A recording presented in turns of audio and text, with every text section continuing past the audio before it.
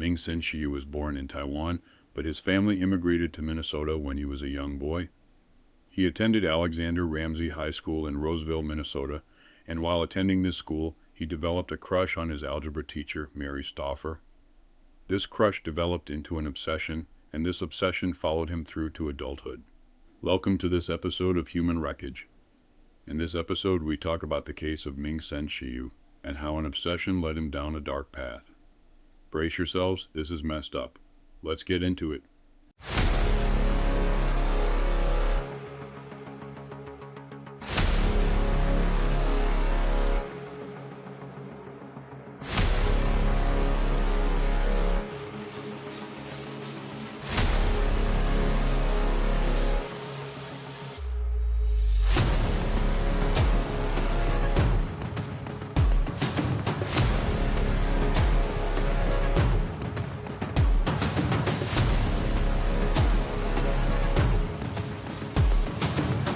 On the 16th of May 1980, Shiue managed to track Mary down.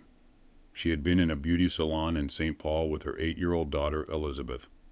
Mary's family had been scheduled to leave for the Philippines on a 4-year Baptist missionary trip, and she and her daughter were treating themselves to a haircut before the big trip. Upon leaving the beauty salon, Ming approached Mary and Elizabeth armed with a gun. 15 years had passed, and at first, Mary didn't recognize Ming. Initially, she thought that he possibly wanted to steal her car, so she handed over her keys. Ming, however, had other plans.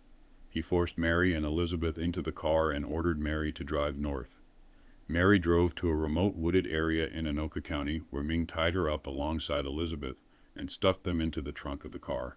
Ming drove a short distance to an undeveloped area near Roseville to check on Mary and Elizabeth. As he was doing this, 2 little boys approached the car. One of the boys stayed at the front of the car, while the second boy, 6-year-old Jason Wilkman, came to the trunk to see what was going on. Tragically, Ming grabbed Jason and shoved him in the trunk alongside Mary and Elizabeth. Ming then drove to the Carlos Avery Wildlife Management area. He grabbed Jason out of the trunk and beat him to death with a metal rod in the wooded area nearby. From here, Ming drove Mary and Elizabeth to his apartment in Roseville. They were shackled and chained together in a back bedroom closet, which measured only 4 feet by 21 inches. By this point, Mary and Elizabeth's family were frantic. Mary's husband, Irv, had called the beauty salon and discovered that they had left there safe and well. However, they had never returned home. Irv called around local hospitals, working on the assumption they had potentially had an accident before calling police to report them missing. By the following day, police had linked the disappearance of Jason with the disappearance of Mary and Elizabeth. By this point, his body had not yet been discovered. At the scene where Jason was abducted, Mary's license plate was discovered. It had been torn off by heavy brush during the quick getaway. While police were attempting to find Jason, Mary, and Elizabeth, Ming had revealed his identity to Mary. Over the course of the next 2 months, Ming repeatedly raped Mary, telling her that he wanted her to feel dirty, debased, and degraded. As time progressed, Ming relaxed the strict rules within the apartment. While Mary and Elizabeth were ordered to remain bound together, they were allowed to eat upstairs in the kitchen and were allowed to shower. He was weirdly affectionate in a sick parental way, Elizabeth later said. At the time, Ming ran an electronics store, and he eventually had to go back to work. On the 7th of July, after Ming left for work, Mary and Elizabeth managed to free themselves from their binds and call the police. When the officer arrived, Mary was asked if Jason was with them. While Mary had known that Jason had been removed from the trunk, she hadn't realized that he had been murdered. "That's when I knew that Jason never made it home and was most likely dead," she said. Ming was swiftly apprehended and ordered to stand trial. While awaiting trial, he tried several times to have Mary and Elizabeth killed so that they could not testify against him during trial. During the ensuing trial, Ming had somehow been able to smuggle a pocketknife into the courtroom, and as Mary was on the witness stand testifying against him, he slashed her face. He inflicted a wound that would need 62 stitches.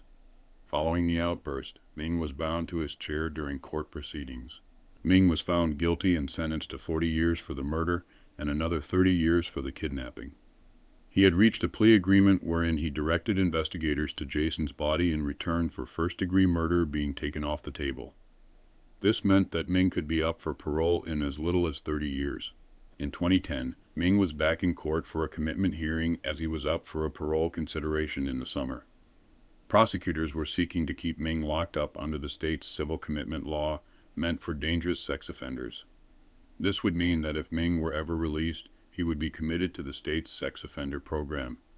When he entered court, he was using a walker and had shackles attached to his feet. Elizabeth publicly spoke during the hearing about how the incident still haunts her. She was now a married mother and said that Ming had threatened to hunt her and her own children down if he was ever caught, imprisoned, and then released. She said, "I'm a mother today. Everything he ever told us during the kidnapping he did. I don't know that I'd let my children go out to a park, to a mall, if he were released." Ming testified that he had been rehabilitated after serving decades in a high-security prison. He apologized for his crimes and recounted them in detail. "The remorse and sorrow remains heavy on me. I regret acting in that matter. I chose to do wrong. I had no concern for anybody." He also said that he would be willing to undergo sexual offender treatment and would have done so before, but it wasn't available in the prison he was being held in. Ming's lawyer, Rick Maddox, said that Ming was now old and infirm and suffered from arthritis and kidney failure and was unlikely to reoffend. He announced that he believed that Ming was rehabilitated and could acclimatize to the outside world. Two psychological experts, however, said that he should be sent to Minnesota's sex offender treatment program in Moose Lake. Ultimately, the judge ruled that Ming was a sexually dangerous person with a sexual psychopathic personality. She decided that if Ming were ever paroled, he would be committed to the state's sex offender program. The decision was a welcome relief to Mary and Elizabeth. "I don't want to say we're afraid. We don't know what could have happened in 30 years. But by the same token, my family knows the threat is real," said Mary. "Thanks for listening. I told you it was a messed up case. If you like what I do, please like and subscribe. Till next time, take care of yourselves."